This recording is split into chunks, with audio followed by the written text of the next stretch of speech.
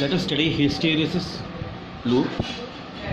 Suppose I want to develop a artificial magnet. I must take some technical decision. Okay. Now this kind of hysteresis loop helps me do that. In this, a graph is prepared between B and H. H is the external field, B is the internal magnetization. So here what they do is, let us say you have selected a substance and you have kept it in an external magnetic field. So initially when you keep on increasing H, this number of lines in the substance will also increase. That means magnetic flux is increasing. So it keeps on increasing. So after some point you reach a saturation. Even after you increase H, these number of lines don't change. This is our saturation point. Then what they do, they kind of reverse the process, because after this the lines are not increasing. You have OA is the saturation point. Okay. Then they apply the reverse process. That means they start decreasing the H field. So it is observed that it doesn't fall back in this OA pattern only. It falls back in the AB pattern. Okay. So when you make the field entirely zero, there is still some magnetic lines present in the substance. This is called retentivity. So when you apply further negative field, that means you reverse the field. Original field was like this, now you reverse the field. How you reverse the polarity? Then at some stage this number of lines will become completely zero. After this, when you keep on increasing the negative field, it again reaches a saturation point. So from B to C it fell. Your B has completely, whatever residual magnetization was there, it has completely gone. Now you are increasing this H field in the reverse direction. So these lines will increase in the negative direction, and OD is the saturation point. Then whatever they have done in the first stage, they will do now. And when they kind of reverse this negative field towards positive, it is seen that it follows the DE path.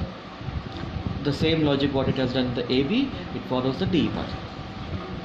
Now this OC in the graph what you are seeing is called coercivity. So you can have a positive retentivity and a negative retentivity. OB is the positive retentivity, OE is the negative retentivity. Similarly, when you keep on increasing the graph, when you keep on increasing the value, it reaches the zero over here. So OC and OF are called coercivity.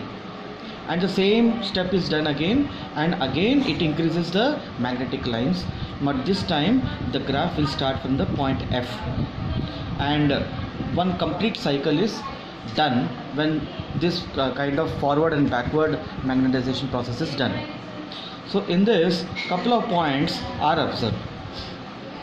Retentivity is basically a measure of magnetization, that is how much B is still left when you are applying the negative field. When you are applying the negative field, or you are kind of reducing the external field. Coercivity is how much reverse magnetizing field is needed to make B zero. That means once you start removing the magnetic field, some lines are still present. Initially H was 100, this was let us say 10, you started decreasing H, but still some lines will be there, no? To make it completely zero, how much reverse field has to be applied? That is given by coercivity.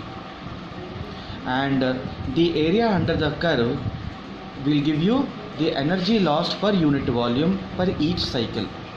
So here what is the cycle? OA, AB, BC, OD, then DE, EF, and this is one full cycle, then FA.